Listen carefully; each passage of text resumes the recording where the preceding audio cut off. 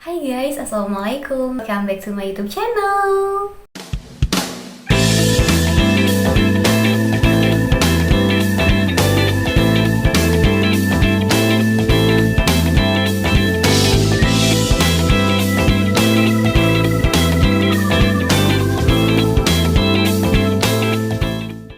Guys, di video kali ini aku akan sharing bercerita tentang Married is Scary. Meskipun sepertinya aku terlambat untuk membahas topik ini, tapi aku rasa lebih baik terlambat daripada tidak sama sekali. Aku pengen sharing aja tanggapan dan bagaimana aku menyikapi statement tersebut. Terlebih aku juga pernah mengalami kejadian yang tidak menyenangkan dalam kisah asmara, tapi tidak membuat aku takut untuk menikah. Aku juga memperhatikan balik beranda Instagram aku, teman-teman sebaya aku yang udah mulai pada bertunangan, yang udah mulai pada menikah gitu. Tapi ada juga kok teman-teman aku bahkan yang umurnya di atas aku tuh yang masih nyaman dengan kehidupannya dan statusnya sebagai perempuan yang single, bahkan bisa dibilang perempuan independen. Melihat mungkin di beberapa bulan yang lalu sempat rame ya berita kasus perselingkuhan yang kayaknya ada deh seminggu sekali langsung viral gitu. Minggu ini viralnya yang KDRT, minggu depannya yang perselingkuhan gitu, minggu depannya lagi yang KDRT plus perselingkuhan. Jadi wah, ternyata ya di zaman ini terus sudah hidup dengan PR dan tantangan juga ujian yang berbeda.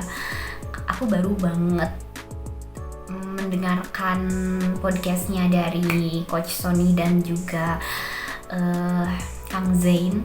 Itu kenapa ya kok manusia-manusia Gen Z ya, balik lagi kata Kang Zain tuh, setiap manusia, setiap generasi itu beda tantangan di setiap zamannya. Mungkin ya memang kalau di generasi kita ini tantangannya adalah bagaimana kita menghadapi isu kesehatan mental, menghadapi isu-isu pernikahan gitu yang memang harus kita hadapi sama-sama. Jadi yang ingin aku bahas di sini adalah, kan sekarang tuh kalau misalkan kayak ngobrol ya sama teman-teman aku yang belum menikah gitu, yang masih single, pasti tuh obrolannya gini, ih takut ya nanti kalau nikah itu sama laki-laki yang salah, ih takut ya nanti kalau nikah kita bakalan gimana gitu, apakah akan happy or not. Tapi dibalik itu semua sebenarnya aku pribadi sampai saat ini enggak yang memberikan pemikiran, enggak yang menanamkan mindset pernikahan itu menyeramkan gitu. Meskipun ya aku lihat ada laki-laki yang tidak bisa menghormati dan tidak bisa memperlakukan perempuan dengan baik, aku yakin. Tapi ada juga kok laki-laki yang bisa memperlakukan kita perempuan dengan baik gitu, dan pasti ada orangnya, cuman kita belum ketemu aja sama waktunya. Gak adil rasanya kalau misalkan kita menyamaratakan, menilai bahwa semua laki-laki itu sama. Setelah aku kemarin menyandang status sebagai single alias jomblo, aku nggak yang terus-terusan menyuapi pikiran aku dengan konten-konten yang mensupport aku untuk galau, yang mensupport aku untuk negative thinking dan overthinking. Jadi aku memperbaiki semua hal yang aku tonton. Aku juga menyuapi pikiran aku dengan hal-hal yang sehat, yang bisa membuat aku ya punya mindset yang positif, punya mindset untuk tumbuh jadi perempuan yang lebih baik gitu. Di awal-awal, pertengahan tahun kemarin sepertinya aku mulai sering untuk ikut kajian-kajian pranikah. Aku juga mulai sering baca tentang buku-buku pranikah gitu, untuk menyadarkan aku bahwa sebetulnya konsep pernikahan di dalam Islam itu adalah pernikahan yang menyenangkan, pernikahan yang bisa kita nikmati setiap pasang dan surutnya, setiap susah dan senangnya. Aku paling seneng kalau misalkan udah ikut kelas pranikahnya Coach Rezky. Jadi di situ tuh kita memang benar-benar yang belajar gitu, belajar untuk mempersiapkan pernikahan sedini mungkin. Bahkan untuk audien yang udah nikah pun itu benar-benar terbantu banget dengan materi-materi yang disampaikan sama Coach Reski. Apa yang aku rasakan ya dari apa yang aku lakukan dari waktu itu sampai saat ini, karena aku senang dengan isu-isu pernikahan, isu-isu relationship, isu kesehatan mental. Jadi aku banyak belajar sebenarnya untuk diriku sendiri gitu, sebelum aku bisa untuk membantu orang lain, setidaknya membuat perasaan mereka tervalidasi atau mengantarkan mereka pada sebuah solusi. Fenomena merit is care itu sebenarnya itu cuman ada di pikiran kita. Layaknya kalau kata Bunda Anik, pikiran kita itu seperti proyektor yang sinarnya akan mengikuti apa yang ada di dalam isi pikiran kita. Kalau misalkan isi pikiran kitanya ya merit is scary, ya berarti nanti akan munculnya cahayanya gambaran pernikahan yang tidak menyenangkan gitu. Aku nggak bilang kalau pernikahan itu akan selalu bahagia, bahkan aku meyakini kalau pernikahan adalah ibadah yang gak mungkin ibadah itu dilakukan dengan mudah, semudah itu untuk kita mendapatkan pahala dari Allah gitu. Karena selama ini pun kan untuk kita dapetin pahala ibadah dari Allah, kita mengusahakan gitu, kita effort gitu. Jadi aku meyakini kalau misalkan dalam pernikahan memang tidak ada pernikahan yang mulus, tidak ada pernikahan yang sempurna.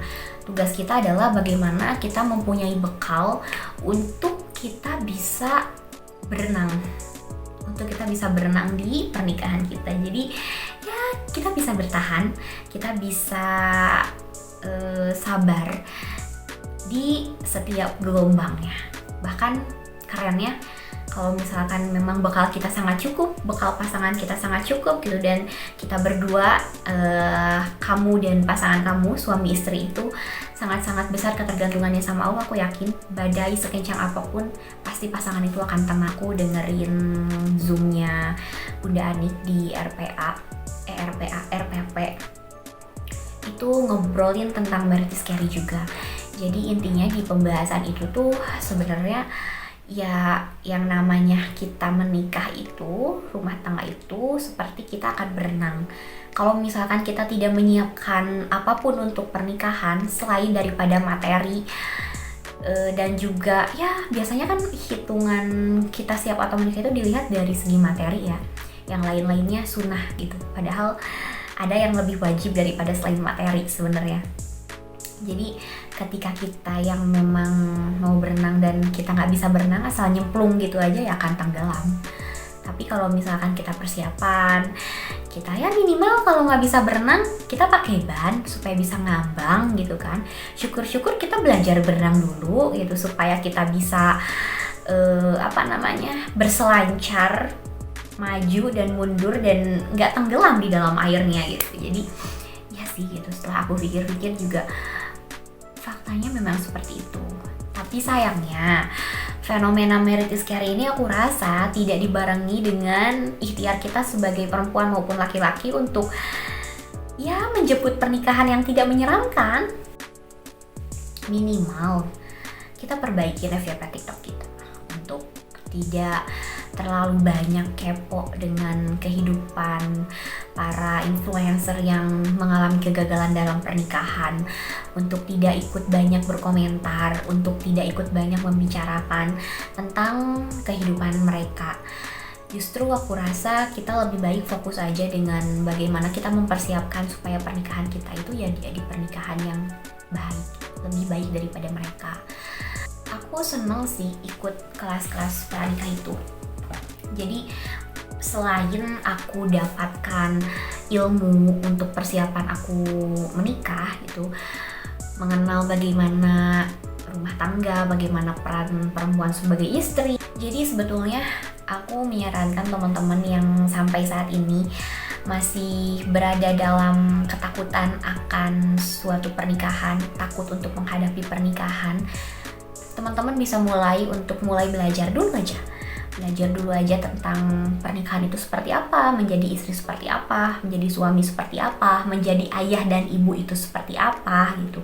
Karena kalau misalkan memang dari ilmu yang kita pelajari itu manis-manis gitu, indah-indah, sakinah mawaddah warohmah, Implementasinya mungkin nggak akan sama dengan ilmu yang kita pelajari, tapi setidaknya kita punya bekal, setidaknya kita punya ilmu yang mana ilmu itu nggak mungkin membiarkan kita dalam kegelapan. Orang yang punya ilmu sama orang yang nggak punya ilmu itu aku rasa pasti implementasinya akan beda. Kalau misalkan orang yang berilmu aja masih punya kesempatan gagal, apalagi orang yang nggak punya ilmunya kan. Kalau misalkan aku sendiri, aku pribadi, dalam 1 bulan aku biasanya memang menyempatkan untuk ikut kelas pranikah, kajian pranikah gitu. Dan aku juga punya beberapa buku tentang buku pranikah, parenting juga aku punya beberapa. Aku enjoy dan aku menikmati setiap aku belajar ilmu itu. Harapan aku ya semoga dengan aku menyuapi pikiran aku dengan hal-hal yang positif, nantinya akan memantulkan cahaya proyektor pernikahan aku juga yang setidaknya gak seburuk itu. Bahkan mungkin isinya hal-hal baik. Selain tentang pranikah itu yang memang membuat pikiran kita jadinya positif gitu kan, jadinya kita juga tahu kita punya tujuan, kita punya cara untuk bagaimana mencapai tujuan itu gitu. Yang aku rasakan karena aku pernah mengalami life after breakup, dengan aku belajar ilmu parenting, dengan aku belajar ilmu pranikah, itu tuh menyadarkan aku bahwa ya people come and go, dan semua yang pergi ataupun datang itu pasti yang terbaik dari Allah. Jadi aku tahu banget kalau misalkan memang kemarin hal-hal yang menjadi kekurangan aku bisa tahu dan aku bisa perbaikin. Hal-hal yang ternyata baru aku sadari kalau misalkan ada hal yang tidak baik yang Tuhan jauhkan dari aku, ya aku sadarin gitu. Karena akhirnya aku juga mengenal kan bagaimana sih laki-laki yang baik untuk dijadikan suami, bagaimana sih laki-laki yang baik untuk dijadikan seorang ayah untuk anak-anak aku gitu. Dari ikhtiar itu membukakan banyak sekali jendela pemikiran aku tuh jadi luas banget gitu. Aku jujur nggak seterbawa arus itu dengan tren married is scary ini. Jadi memang aku ada khawatir, aku ada takut, mungkin sempat aku ada rasa takut, tapi tidak menjadikan aku takut untuk menikah, justru menjadikan aku untuk lebih hati-hati aja.